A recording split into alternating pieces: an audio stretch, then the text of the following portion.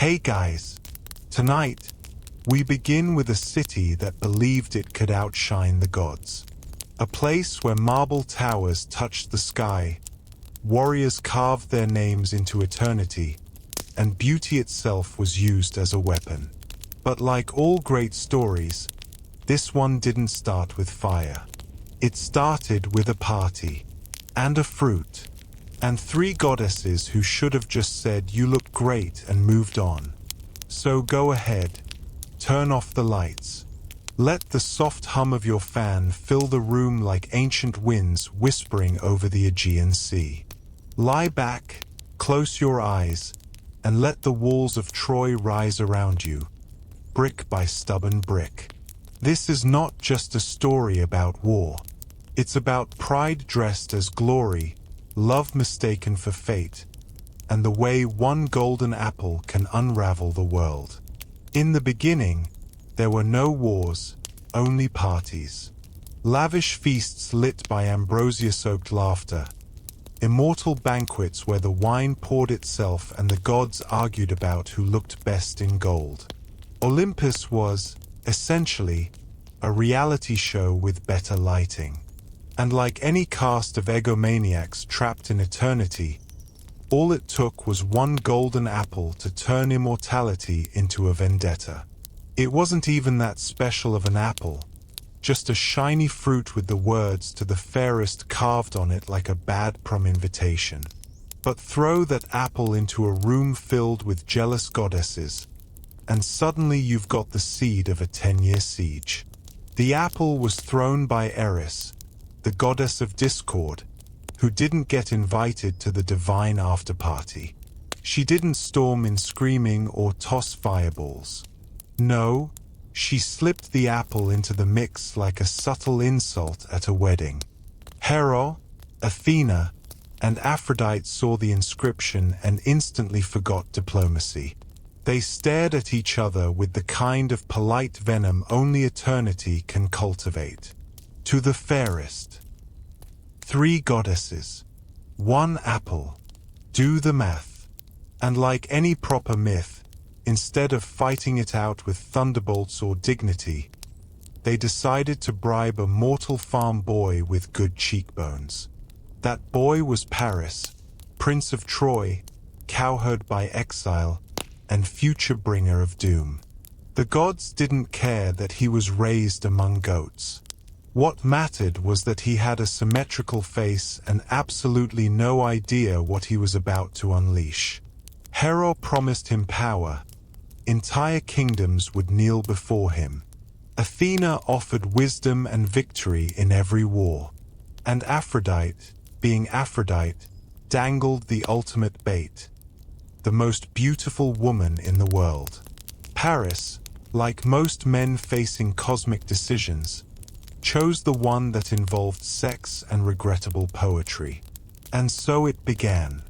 Helen, Queen of Sparta, wife of Menelaus, and the woman who launched 1,000 ships without even meaning to, was gifted to Paris like an after-dinner mint. Never mind that she was married. Never mind that her abduction, whether romantic or violent, would tear the ancient world in half. Paris accepted the deal, and with it, the gods sealed the fate of Troy not with fire or prophecy, but with a beauty contest and a terrible choice. This was not the beginning of war. This was the beginning of ego. Back in Sparta, Helen vanished. Some say she ran. Some say she was taken. Others say she never left at all. Just a phantom wrapped in legend while the real woman wept in a tower. None of it mattered to Menelaus. His pride was wounded, and pride, in the ancient world, was far more dangerous than any weapon. He called upon his brother Agamemnon, king of Mycenae, a man who could turn a dinner invitation into a declaration of war. Together, they summoned every Greek king who had once sworn an oath to protect Helen's marriage. A promise they made in youth and wine and never thought they'd actually have to honor. Ships were built. Swords were polished. Poets began composing before the fighting even started. The Greeks weren't just preparing for war, they were preparing for legend. A chance to be sung about, carved into marble, and misquoted for millennia. Odysseus tried to dodge the draft by pretending to be mad, plowing fields with salt. But when they threw his infant son in front of the plow, he swerved, proving sanity and sealing his fate. Achilles, the golden boy with rage issues and a mother obsessed with his ankles, was dragged in, too. The stage was set, and the play was long. But before the blood, there was waiting. The fleet got stuck at Aulis, windless and still, as if the gods themselves were holding their breath. A seer declared the truth. Artemis was angry. She wanted a sacrifice. And not just any goat or ox. She wanted Iphigenia, Agamemnon's daughter. The king, ever the strategist, summoned her under false pretenses, promising marriage to Achilles. She arrived smiling. She died silent. The winds returned. The ships sailed. The war began, already soaked in the blood of betrayal before a single sword met skin. Meanwhile, Troy stood tall, a city of opulence and arrogance, its walls built by gods and kissed by the sea. King Priam ruled with age and sorrow, his palace echoing with prophecy and denial. Cassandra, his cursed daughter, foresaw everything: the fire, the death, the lies. But no one believed her. That was her curse, after all, to see the truth and speak it clearly, only to be dismissed as mad. She screamed into marble halls, and the marble remained unmoved. Even prophecy, in Troy, was just background noise. Paris returned home with Helen, his prize or his punishment, depending on the hour. The Trojans welcomed her like a jewel. She shimmered, yes, but she also whispered omens in her sleep. The city adjusted. They threw feasts, played music, and pretended the Greek fleet wasn't inching closer every day. Denial, it seemed, was Troy's favorite pastime. And in their towers, the soldiers sharpened spears while their wives embroidered banners. For a war everyone thought would last a few weeks at most. It didn't. It dragged on. Years passed in cycles of battle and boredom. Heroes clashed and poets watched. The gods chose sides like drunk gamblers. Some favored the Greeks. Others backed Troy. None cared for mortals beyond their usefulness as drama. Zeus, as usual, tried to stay above it all, like a parent pretending not to hear the kids screaming in the backyard. But even he couldn't resist the spectacle forever. War has gravity. Even Olympus is not immune. In the quiet corners of the camps, stories spread faster than disease. Of Amazon warriors joining the fray. Of Achilles sulking in his tent because someone took his war prize. Of Patroclus wearing Achilles' armor and dying for the illusion. And when Achilles returned, full of grief and fury, the world watched him desecrate Hector's body like a child breaking his favorite toy. Troy mourned. Priam begged. Achilles relented. And for a moment, there was silence, not peace, just exhaustion wearing a quiet face. All of it, the battles, the blood, the glory, stemmed from that single apple tossed by Eris on a petty day. The domino effect of divinity and poor decision-making. Paris judged the fairest. Helen crossed the sea. Kings remembered oaths made under stars. And the world, both mortal and divine, tipped toward fire. This was not a war born of necessity. It was a performance. an opera of pride conducted in bronze and verse. And as the first chapter closed, no one realized they were already ghosts in someone else's story. Because the truth is, Troy never stood a chance. Not against gods. Not against Greeks. Not against fate. Its doom was written in golden letters long before the first wall was laid. The city thought it was invincible. But invincibility, like beauty, is always just one lie away from burning. She was not the first beautiful woman, but she was the first blamed for a war. Helen of Sparta, or Helen of Troy, depending on who was narrating, stepped into history wrapped in myth and contradiction. Was she a pawn, a prize, or just an excuse for bored kings to flex their bronze muscles? The answer, like all answers in ancient epics, depends on who's writing the poem and who's funding the translation. To some, she was a kidnapped queen sobbing behind foreign walls. To others, she was a siren in silk, choosing chaos over comfort. And to most men with swords and fragile egos, she was the reason they didn't get to grow old. Helen was born from divine scandal. Her mother, Leda, was seduced or assaulted, depending on the tone of the storyteller, by Zeus disguised as a swan. Yes, a literal swan. The Greeks had a talent for making trauma sound poetic.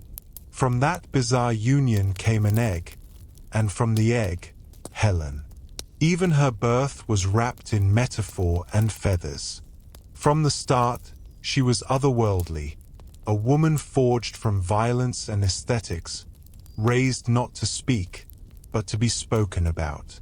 She grew up in the glittering halls of Sparta, a kingdom that trained warriors and collected legends. Men came from distant lands just to look at her.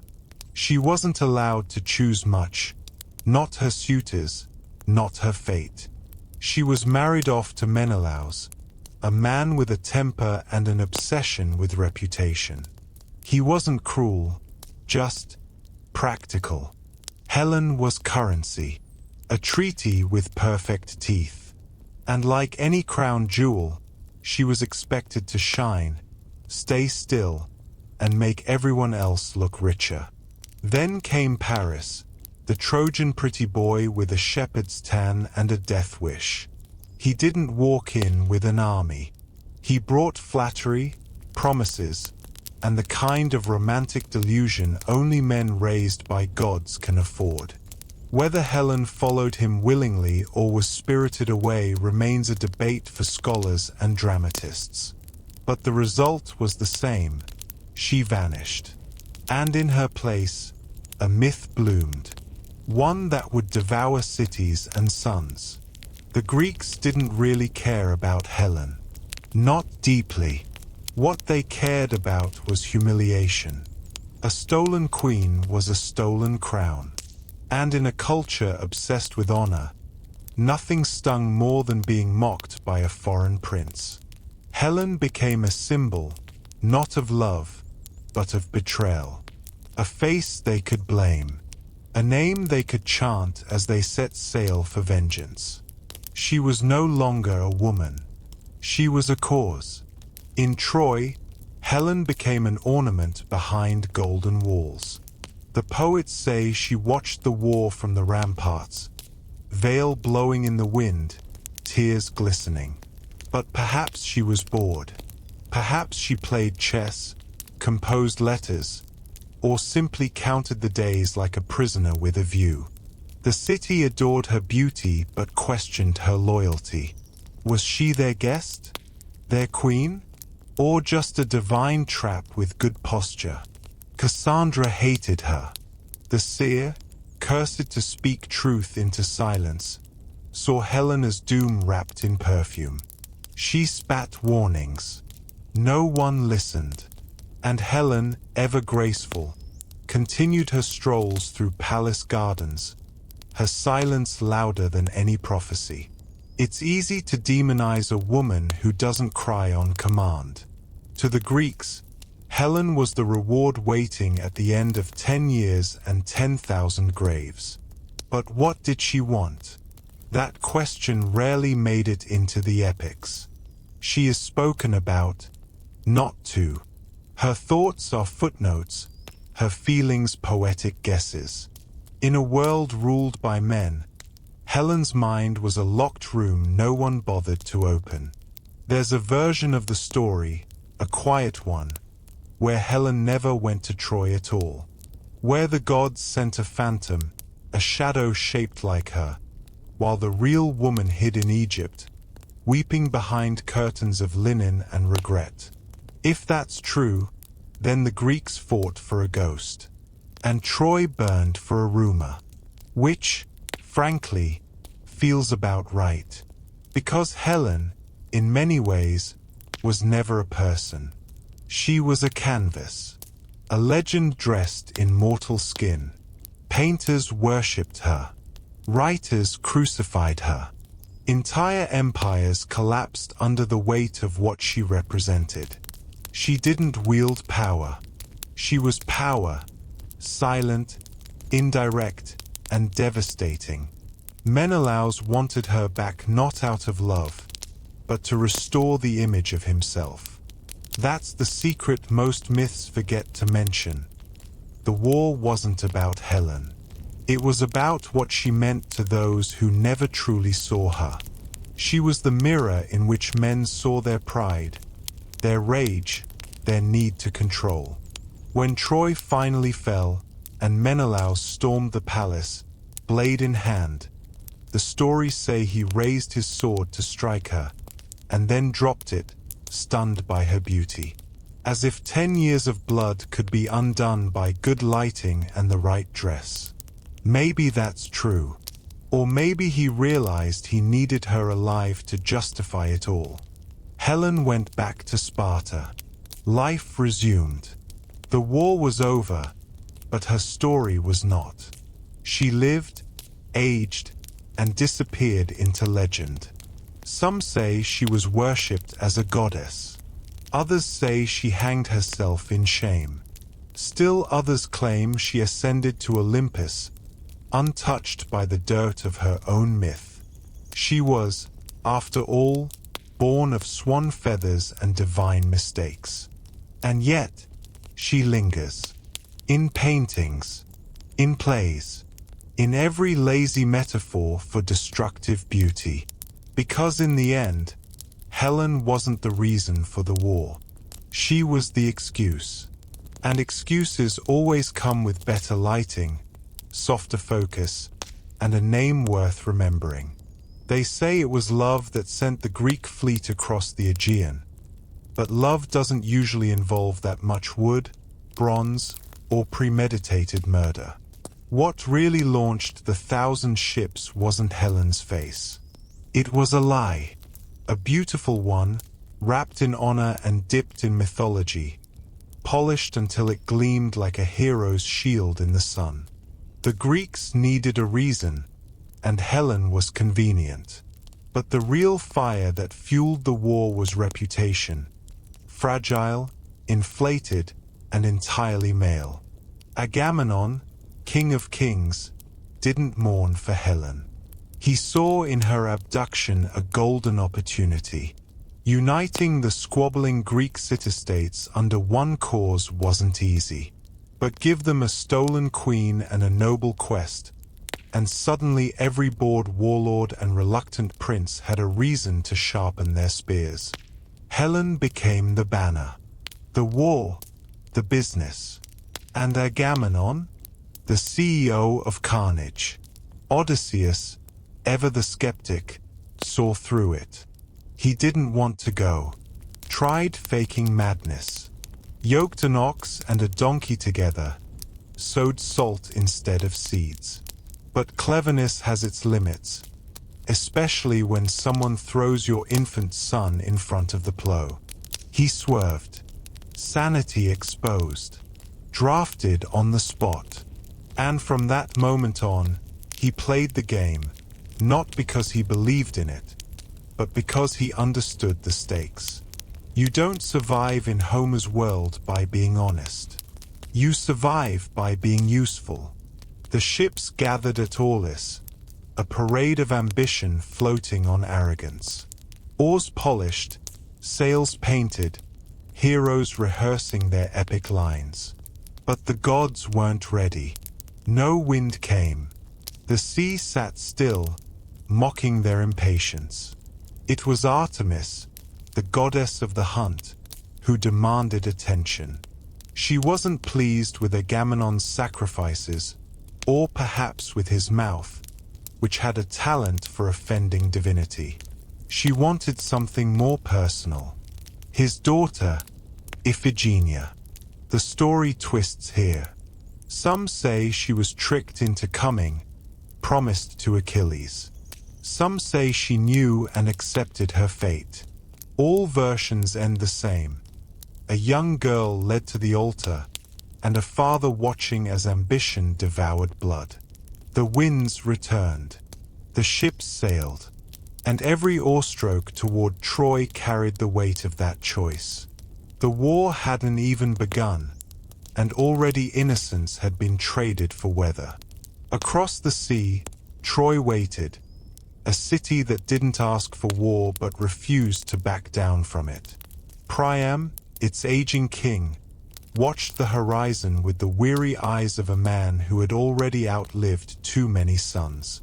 Paris, his golden child, walked the halls with Helen on his arm and oblivion at his heels. No one stopped him. No one dared. Pride is a stubborn god, and Troy worshipped well. As the Greek fleet approached, the myths took shape. Heroes with names etched in future textbooks stood on deck, squinting at destiny. Ajax, giant and blunt. Diams, fierce and practical. Achilles, radiant and sulking. The war wasn't just military. It was theatrical. Every warrior wanted a moment, a line, a death worth singing about. The beach at Troy became a stage, and the sand soaked in ambition before blood. When the Greeks landed, there was no glorious charge, just logistics. Building camp, counting supplies, measuring egos. The fighting didn't begin as legends suggest. It began with skirmishes, boredom, missed messages. War, it turned out, was mostly waiting. And in the waiting, the real stories unfolded. The quiet betrayals, the whispered doubts, the slow unraveling of men who thought they were gods. But in poems, there's no time for tedium. So the bards condensed 10 years into 10 minutes. They focused on the duels, the speeches, the rage. And above it all, the idea that this war mattered. That it was noble. That it was for Helen. A lie? Yes. But one repeated enough to become truth. That's how legends work. Not through fact, but through repetition and rhythm. Behind every polished verse was a forgotten corpse. Thousands died without names, without funeral songs, without even a proper pile of rocks to mark their bones. But the bards didn't sing for them. They sang for the men who ordered them to die, for the kings who posed well, for the moments that made a crowd gasp. The truth was too messy for poetry, so it was buried. The Trojan War became a mirror. The Greeks saw glory. The Trojans saw defiance.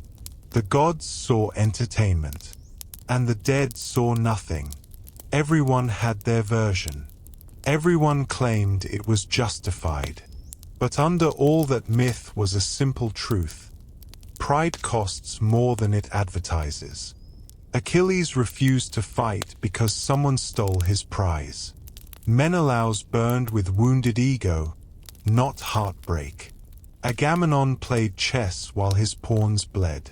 The Trojans clung to honor as their city became a tomb. And Helen? Well, Helen smiled or cried, depending on the script. She never got to write her own. Even the famous duels, Paris versus Menelaus, Hector versus Achilles, were more about performance than justice. The outcomes didn't end the war. They just added chapters, raised stakes, gave the poets something to dramatize. Heroes died, and their deaths were choreographed for maximum emotional impact. War as theater, death as branding. The gods meddled constantly, switching allegiances like gamblers switching tables. Hera cheered for the Greeks. Aphrodite defended her favorite mistake. Zeus tried to look impartial, which meant doing nothing until it amused him. Olympus was not above the war. It was backstage, and every tragedy needs a director. And so the ships kept arriving. Reinforcements, merchants, bards eager for fresh material. The beach became a city, then a graveyard, then a myth. And through it all, the lie endured, that this war was for love. That Helen was worth it. That 10 years of blood could be justified by a face and a name. But war doesn't need truth. It just needs a story. One that sounds good when whispered to children. One that makes sacrifice sound like purpose. And Troy, poor Troy, became the altar where that story was carved. Not in stone, but in ash. Because in the end, it wasn't the 1,000 ships that mattered. It was the single lie that made every one of them seem noble. Troy did not fall in a day, and it certainly didn't rise in one either. It was not built for speed. It was built to impress, to intimidate, to endure, and perhaps, deep down, to reflect back the vanity of those who worshipped within its walls. Rising from the cliffs above the sea, Troy wasn't just a city. It was a statement. Marble and limestone, gold leaf and perfect symmetry. Every brick a boast, every arch a monument to pride. And pride, as we've seen, is a fickle god to worship. Inside those walls lived not just warriors, but poets, prophets, weavers, children, cooks, and ghosts in waiting. It was a place of elegance and paranoia, where the perfume of Helen mingled with the smell of iron, and lullabies competed with the sharpening of blades. Every alley echoed with the clash between everyday life and the looming absurdity of legend. Because how do you plant your garden when the horizon is filled with sails? King Priam sat on a throne that creaked under the weight of both gold and grief. He had ruled for decades, watched sons grow strong, then die, one by one, in increasingly poetic ways. He hosted dinners with diplomats and funerals with poets. His wisdom was worn, not polished. He knew that no wall, no matter how thick or divine, could keep out fate. But he smiled anyway. What else could a king do? Hecuba, his queen, saw the coming ruin in dreams and in the dull eyes of her daughters. She watched her city slip toward oblivion while everyone else planned banquets and festivals. Cassandra screamed warnings in hallways, cursed to be ignored, her voice raw from truth. Andromache stitched armor for a husband who wouldn't grow old. Polyxena wept quietly into pillows that still smelled of honey and summer. The women of Troy didn't need omens. They could read the silence. The walls of Troy, magnificent, divine, immortalized in verse, were not just protection. They were denial in stone. Tall enough to block out the sound of dying men on the beach. Thick enough to keep the truth of war at a poetic distance. From atop those towers, you could pretend the world still made sense. That Helen was just another guest. that Paris hadn't doomed them all with a smile and a compliment. Paris himself wandered the halls like a golden ghost, handsome and hollow. He played music while others trained. He kissed Helen in gardens while his brothers planned defense. He had started the fire but refused to believe it would burn. And why would he? The gods had always smiled on him. Surely they would again. Surely beauty and charm were still enough to outwit death. Hector, poor Hector, carried the city on his shoulders. He fought not for glory, but for survival. He was the son who stayed, the warrior who believed, the brother who understood too late. He didn't need prophecy. He saw it in Paris's eyes, in Helen's silence, in the way the wind always blew in from the sea now, heavy with salt and something else, something ancient and final. Troy was not innocent. It had wealth, arrogance, and a long history of thinking itself untouchable. But it was not wicked either. It was human. Tragically, beautifully human. And that was its doom. Because in the end, Troy was a mirror, not just to the Greeks, but to us. A reflection of what happens when pride is mistaken for destiny. When walls are built not to keep danger out, but to keep truth from getting in. Each morning, priests lit fires to gods that had stopped listening. Each evening, mothers sang lullabies to sons who would soon forget their own names. The rituals continued. The theater remained. But underneath it all, the city was cracking. Not in stone, but in spirit. A slow, invisible unraveling. The war dragged on like an old song. Repeated, familiar, increasingly out of tune. Battles flared and faded. Peace was offered, rejected, negotiated, and laughed at. Everyone knew the war was pointless. No one could stop it. It had become a habit, a religion, a rhythm that no longer needed a conductor.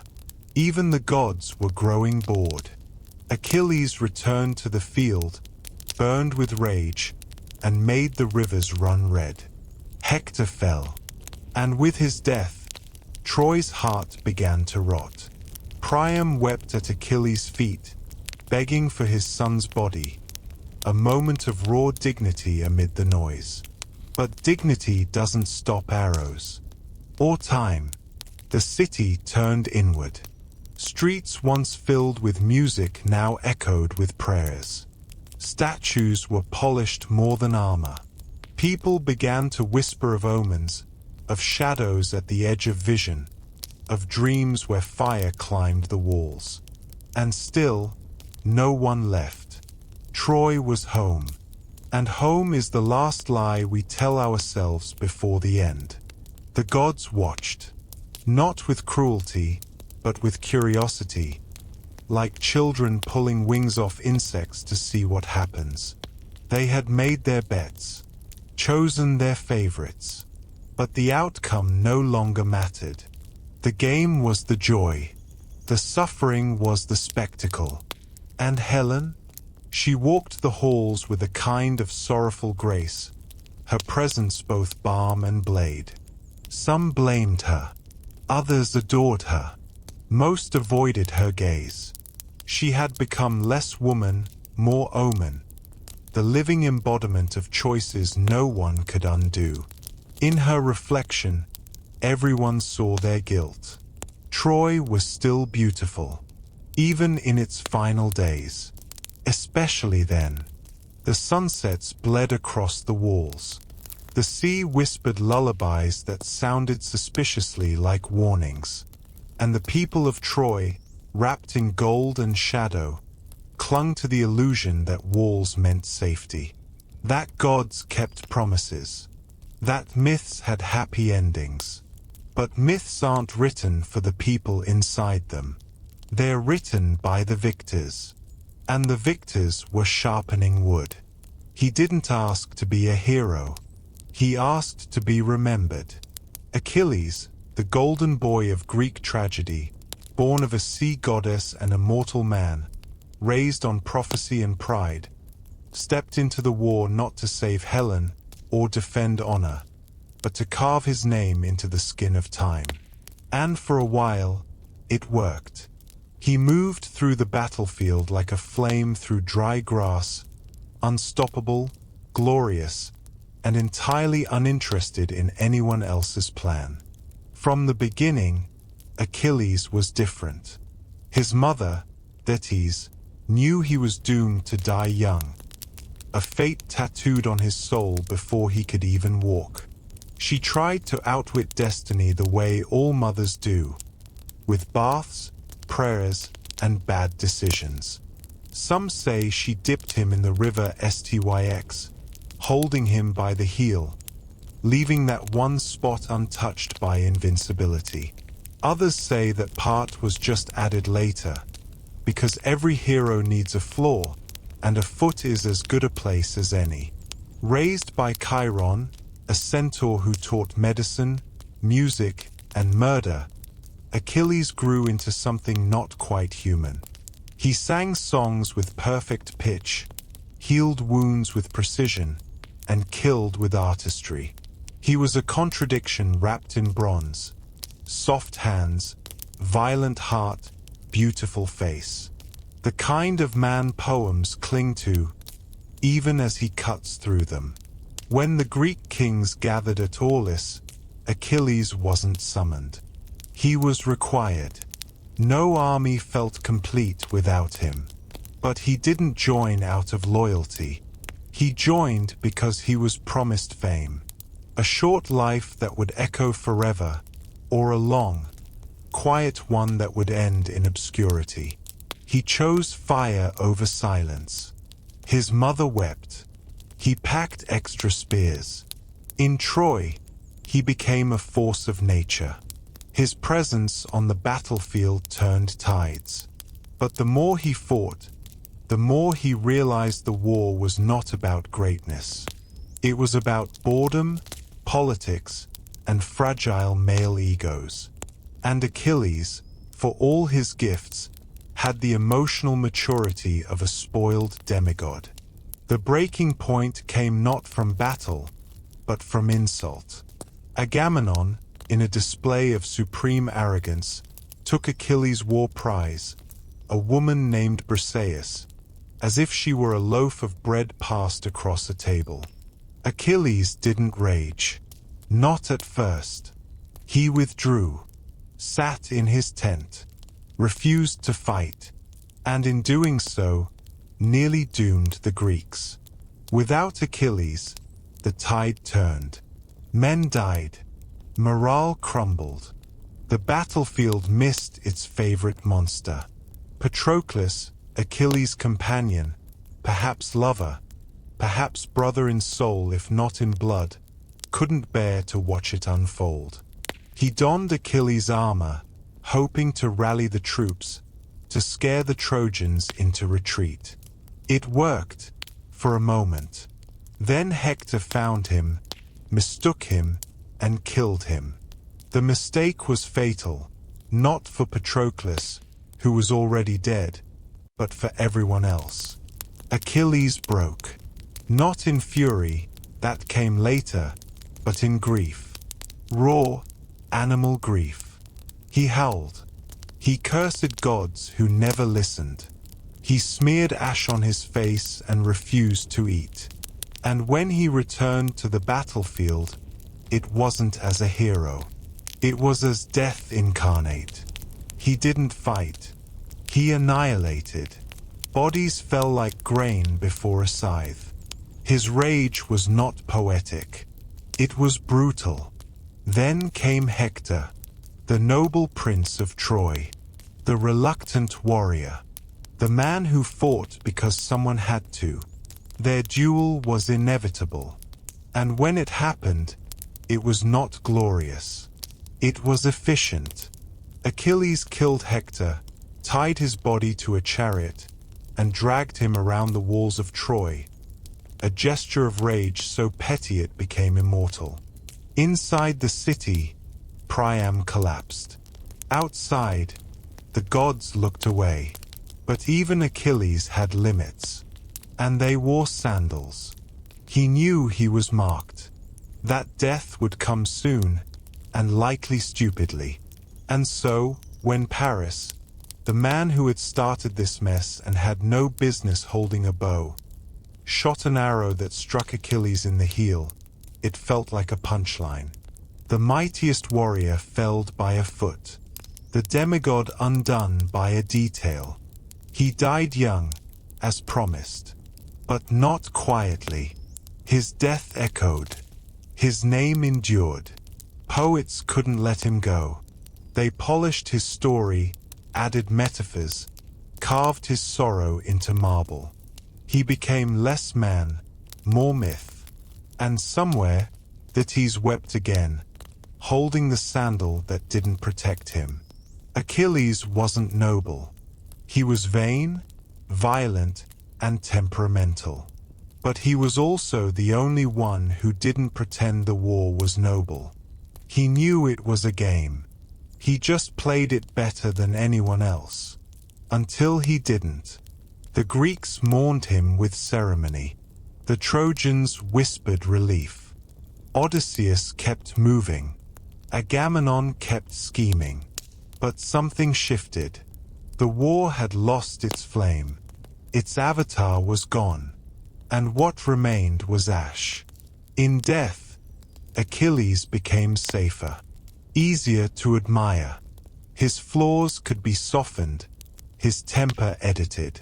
Statues don't sulk. They just shine. He became the blueprint for warriors, for tragedy, for impossible men. But beneath the armor, Achilles was never truly invincible. Not in his heel. Not in his heart. The true wound was always deeper. A need to be remembered so badly that he chose destruction over peace. And so we remember him. Because he asked us to. Because he made sure we would. And because history always has room for a golden boy who knew how to bleed. He wasn't the strongest, the fastest, or the most beloved by gods. He didn't have divine armor or a goddess for a mother. He wasn't dipped in immortal rivers or trained by mythical beasts. Hector had none of that. What he had was duty. And unfortunately, in a world addicted to spectacle, duty doesn't get the song. It gets the silence. Hector, Prince of Troy, knew from the beginning that he would die. Not because of prophecy, though there were plenty, but because he was reasonable. And reasonable men don't survive myths. He wore responsibility like a second skin, heavy, tight, and stitched with names.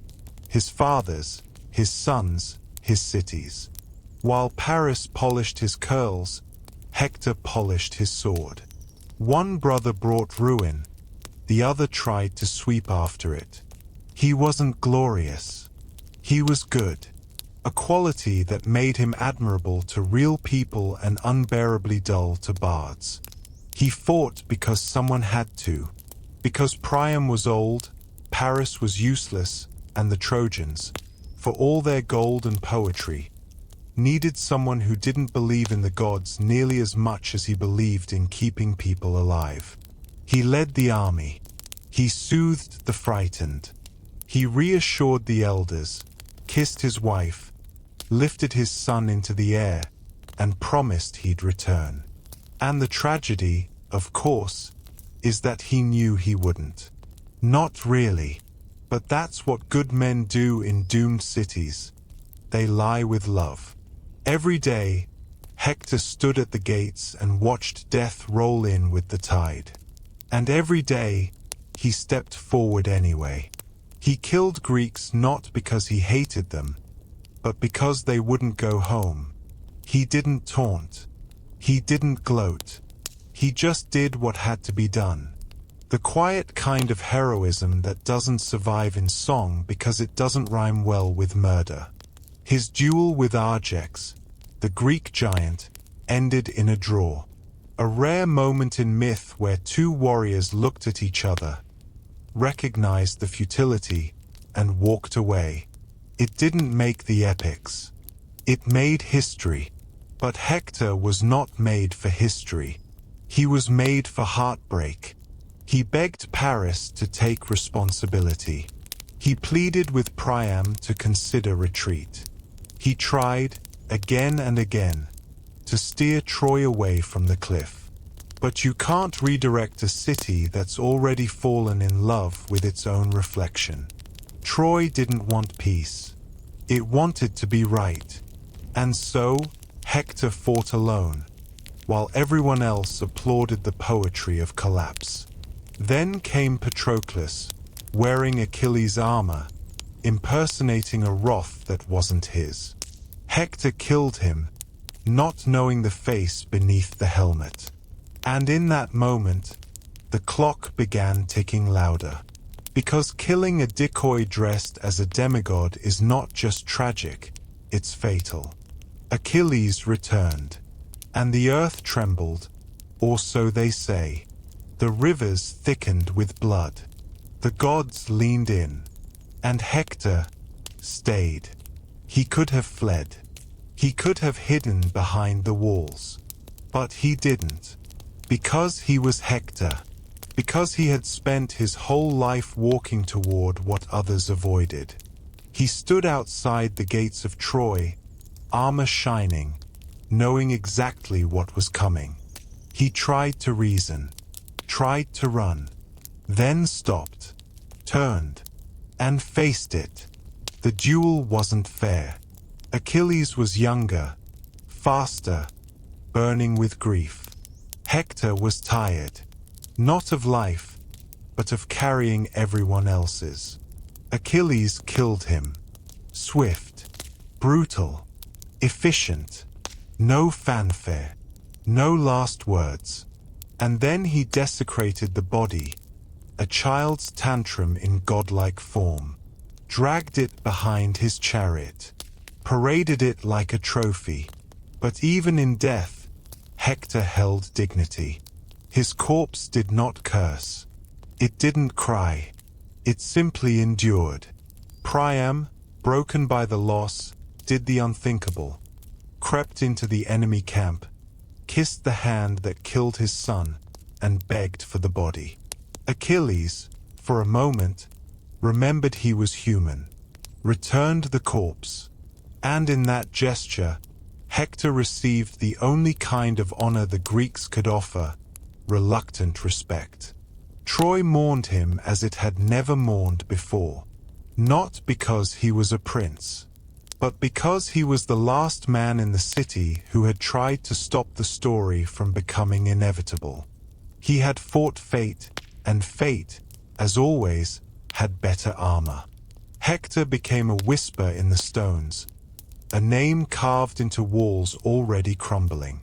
His son would be thrown from those same walls. His wife would be dragged away in chains.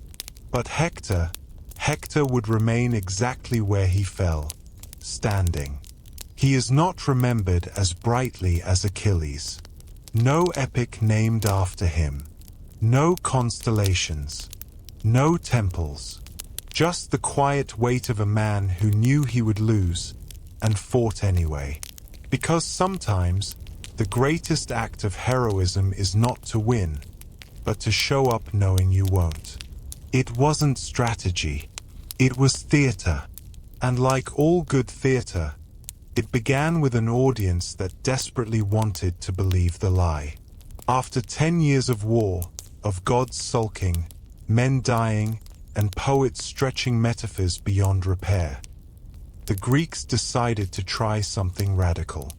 They gave up, or at least, that's what they wanted Troy to think. And all it took to sell that illusion was a wooden horse and a city that had completely run out of common sense. The Greeks burned their tents, set sail at sunrise, left behind offerings, messages, and the smell of carefully staged defeat. And in the middle of that empty shore, they left their gift, a towering sculpture carved from plundered timber, shaped like the creature that had once brought fear to the battlefield. Horses, symbols of war, of power, of restless, noble rage. But this one didn't whinny. It creaked. Inside, tucked neatly in the hollow belly, were warriors. Not just any warriors, the clever, quiet ones. The kind who smiled at death because they'd already memorized their exit route. Odysseus, of course, was there. This was his idea. Or at least, he took the credit, which, in Greek tradition, is pretty much the same thing. The Trojans found the horse the way you find a warning sign after ignoring all the others. It was too large to be real, too convenient to be innocent, and yet beautiful. That was the trick. It wasn't just a weapon. It was art. Troy, obsessed with appearances, couldn't resist. Even their priests hesitated. Even their children asked questions. But pride speaks louder than caution, and beauty silences reason. Laocoon, a priest with an unfortunate sense of timing, shouted warnings. "Beware Greeks bearing gifts," he said, practically begging for someone to remember it later as a proverb. He hurled a spear at the horse. It stuck. The horse groaned. Something inside shifted. And for a moment, the truth peeked out from between the planks. But then, the gods stepped in. As always, Athena or Poseidon, or whichever divine bureaucrat was on shift that day, sent sea serpents to silence Laocoon and his sons. They were strangled in public, their deaths framed as divine punishment for impiety. The message was clear: shut up and enjoy the art installation. So the Trojans did what doomed cities do best. They celebrated. They dragged the horse inside the walls, singing and laughing. They poured wine. They danced. They gave speeches about how their enemies had fled, how the war was over, how Troy had survived. It was the most expensive joke in history, and they were the punchline. Night fell. The city slept. Fires burned low. The wine ran dry. And inside the horse, the Greeks waited. Quiet, cramped, sweating in silence. Hoping no one decided to set the thing on fire for fun. Hoping no child knocked on its side and asked why it smelled like anxiety and bronze. Then, when the hour was right, they crept out. One by one. No grand speeches. No heroics. Just methodical, practiced sabotage. They opened the gates, lit the signals, and the fleet, which had never truly left, returned under moonlight and vengeance. The city woke not to music or birds, but to fire. Smoke clawed at the sky. Screams echoed off marble. Chaos poured in like water through a broken dam. The Greeks, once frustrated and poetic, became efficient and cruel. No longer chasing glory, just finishing what pride had started. Troy, the magnificent, the defiant, the divine, fell in a single night. Not to an army, to an idea, a beautifully carved lie, a gift no one questioned. The city that had outlasted 10 years of siege was undone by its own need to believe it had won. Helen watched from a balcony, her face calm, unreadable. Was she relieved? Regretful? Did she see her own myth collapse with the stones? Or was she simply used to it? The burning, the blaming, the silence? Paris died somewhere in the madness. Shot, stabbed, forgotten. His legacy was a question mark with great hair. Priam was butchered at the altar of Zeus, his crown split like fruit. Cassandra screamed, again. No one listened, again. And Troy, oh, Troy, crumbled not with honor, but with disbelief. The horse, once a joke, became legend. Artists copied it. Writers revered it. Military strategists misquoted it. And no one remembered that it was only possible because people wanted to believe. Because lies are more comfortable than patience. And because no one ever thinks the enemy hides in a gift.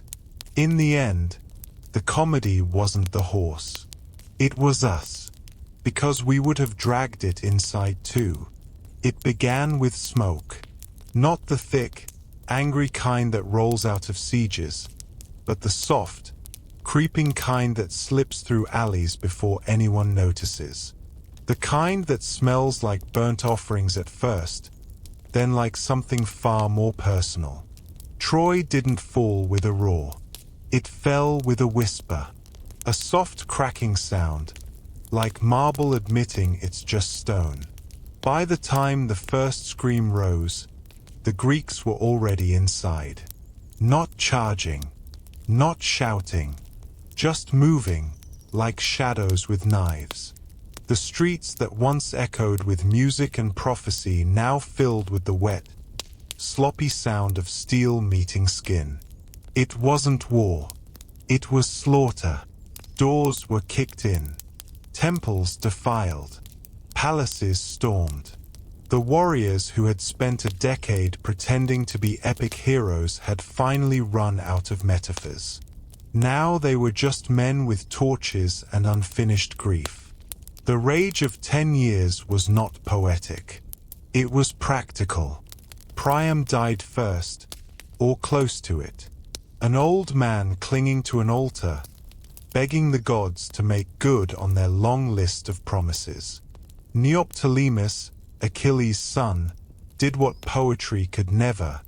He split open the past. No mercy, no ceremony, just a king on the floor, head cracked like a vase. The crown rolled across the stone and didn't stop until it hit a column. Elsewhere, Hecuba wept in silence. Polyxena was dragged away. Andromache held her son so tightly the guards had to break her arms to separate them. The boy, Astyanax, was thrown from the walls. Not as a message, just as policy. Troy would have no heirs. The gods did nothing. Of course they didn't. Olympus had moved on. Their bets were settled. Their entertainment concluded. They watched from a distance, sipping nectar and pretending mortals still mattered. Only Aphrodite looked down. Perhaps. Perhaps not. Maybe she was bored, too. The Greeks tore through the city like rot through fruit. The homes of poets became ash. The sanctuaries became crime scenes. Statues were defaced. Scrolls were burned.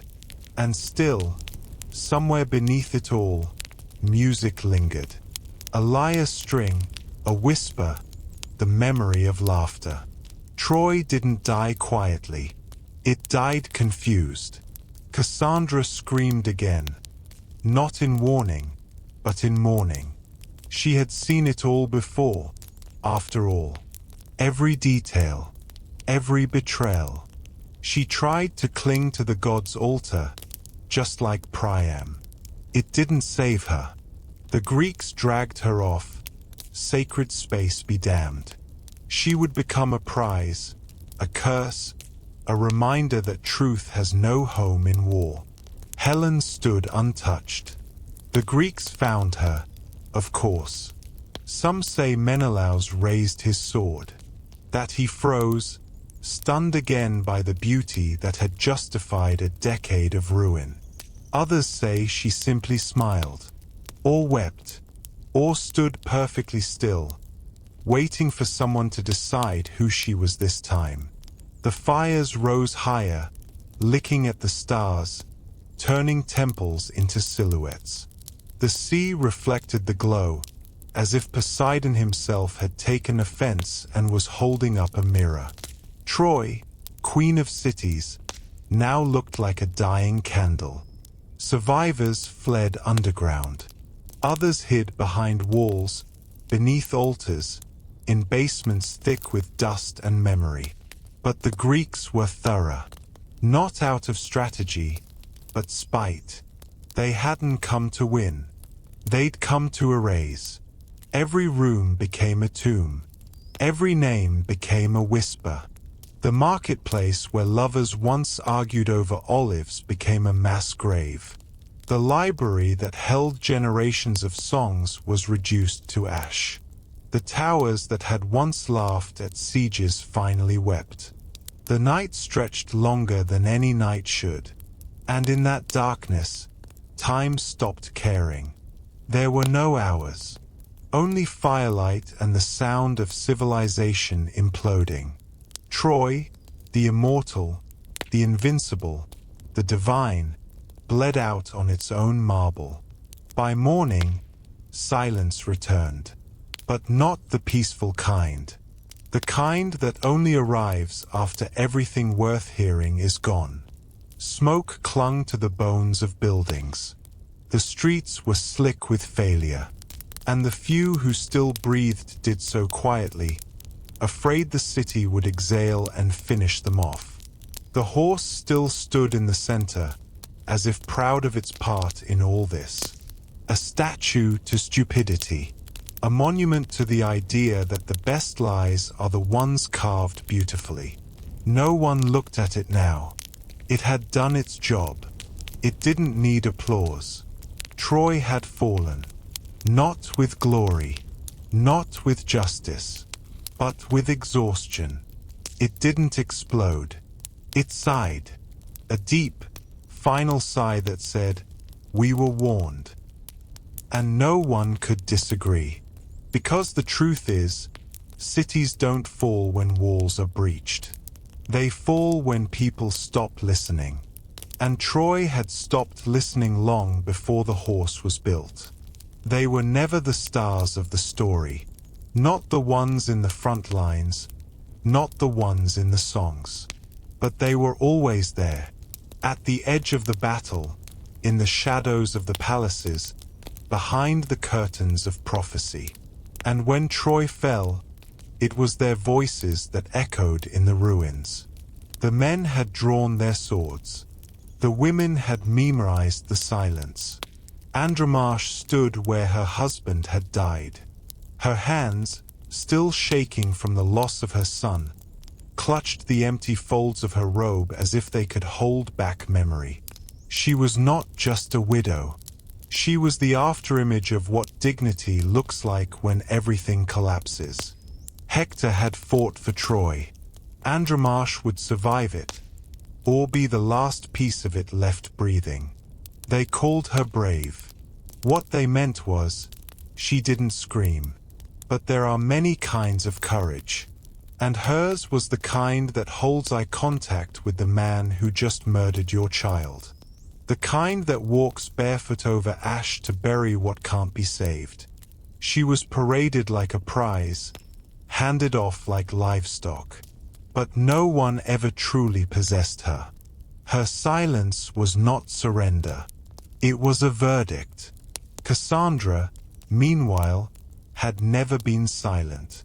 She had screamed, predicted, pleaded, and no one had ever listened. That was her curse, after all. To speak the truth and be dismissed. To see the fire before it touched the sky and be called mad for describing the heat. She had warned of the horse, of the fall, of the gods' betrayal. And now, with the smoke choking the horizon, she was proven right. Congratulations, Cassandra. Enjoy the apocalypse you tried to prevent. The Greeks didn't know what to do with her. She was beautiful, yes, but unsettling. Her eyes looked too far past you. Her mouth always half open with warnings that never stopped. Agamemnon took her, of course, because powerful men always believe they contain prophecy. He would take her home.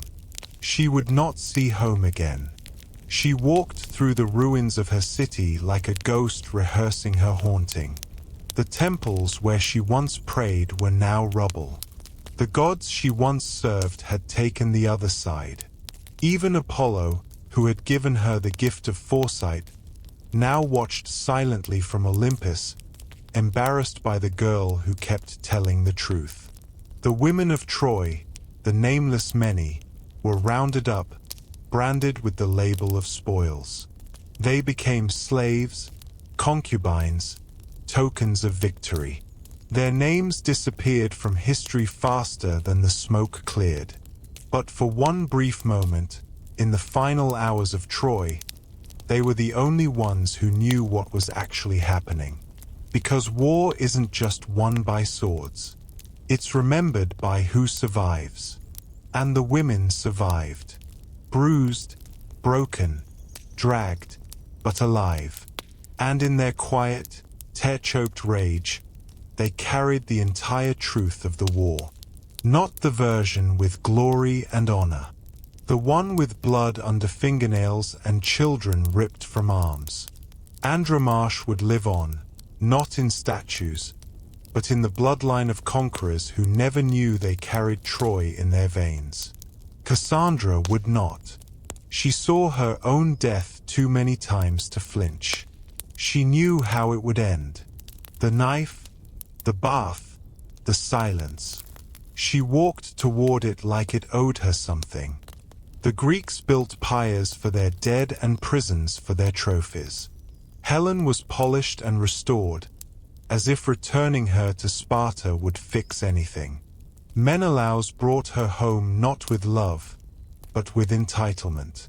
She had survived too, but survival, in her case, meant erasure. There were no songs for the women, no grand poems, no statues weeping marble tears, just ashes, footprints, and names whispered behind tents. The victors dined. The bards composed. The survivors counted the days and learned new words for grief.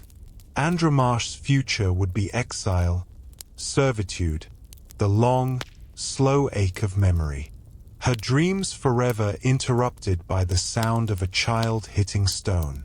Cassandra's legacy would be a warning no one would heed, again and again, in every war that followed. But for a moment, just a moment, as the smoke cleared and the sky turned pale with morning, they stood taller than any hero. They had lost everything, and yet they were still there. The war had taken their sons, their homes, their gods, but it had not taken the truth. And in the end, that was all they had left. Troy did not fall because the gods willed it. Troy fell because no one listened to the women who saw what was coming. And when the world finally remembered them, it did so quietly, in broken verses, in hesitant footnotes, in the shadows of stories written by men. Because the end of witnesses is not the end of truth. It's just the part where no one writes it down. The city was gone, not vanished. No, Troy was still there in shape, in suit, in the outlines of what had once been greatness. But it was hollow now, a skeleton of ambition, a tomb for poetry. And in the silence that followed, only one voice remained. The voice of the man who would make it beautiful. Homer, or whoever wore his name like a mask. He wasn't there, of course. He didn't breathe the smoke or trip over corpses in marble courtyards. He didn't hold a dying child or watch a lover burn. But he imagined it. And in that imagining, He gave Troy something even the gods couldn't: eternity. Ashes became verses. Ruins became rhythm. And all the horror was pressed gently into hexameter, smoothed out into something palatable. Something epic. Because that's what we do, isn't it? When faced with unspeakable grief, we speak it anyway, just with better lighting and a proper chorus. Homer took the filth and blood and gave it grandeur. He wrote of honor, of fate, of gods with good hair and soldiers with perfect timing. He turned the massacre into music, and the world thanked him. No one asked how Helen felt about being a metaphor. No one wept for Andromache when she was reduced to a line break. No one listened to Cassandra because madness doesn't scan well unless it rhymes. Priam became tragic. Paris became romantic. Achilles, oh, Achilles, became divine. The horse got a spotlight. The lies became architecture. And the real city, the one with the markets and the kids and the smell of olives at dusk, vanished beneath the myth. Troy burned for real people, but it lives for readers. And that's the trick. History is not what happened. It's what we remember. Or worse, what we choose to write down. Homer chose well. He framed the Greeks as flawed, sure, but glorious. He made the Trojans noble, but doomed. No one was evil. Everyone was tragic. It made us feel better, because nothing is more comforting than thinking destruction is poetic rather than pointless. Troy became the template. Every war since has borrowed from it. The stolen woman, the wounded pride, the face that launched 1,000 bodies into the dirt. We replay it again and again, convinced that this time, maybe, it will end differently. It never does. The gods, meanwhile, moved on. They had new games, new cities, new mortals to toy with. Maybe they missed Troy. Maybe they didn't. Divine attention is brief, and history is long. Helen returned to Sparta. She aged, or didn't. She may have been worshipped, or ignored. Some say she hanged herself. Others say she ascended to the heavens, her beauty untouchable, eternal. The truth? Probably too quiet to echo. Odysseus wandered. Agamemnon died in a bathtub. The heroes all got their endings, neatly packaged with death, madness, or homecoming. And Troy? Troy got a crater and a metaphor. But in that crater, something remained. Not hope, not redemption. Just the echo of what happens when pride refuses to listen. When beauty is weaponized. When men think war can be noble. Homer didn't lie. Not exactly. He just edited. He picked the parts that sang. Left out the smell. The teeth. The flies. He gave us Achilles, burning bright. Hector, falling with honor. Helen, shimmering like moonlight on a blade. And somewhere in the background, Troy, always falling, always burning, always waiting for someone to notice the bodies under the poetry. And we loved it. Still do. Because the truth is hard. But myth? Myth is manageable. So yes, Troy fell. And yes, Homer applauded. But only because he knew we'd read it. And never question why no one wrote down the names of the women who buried the dead.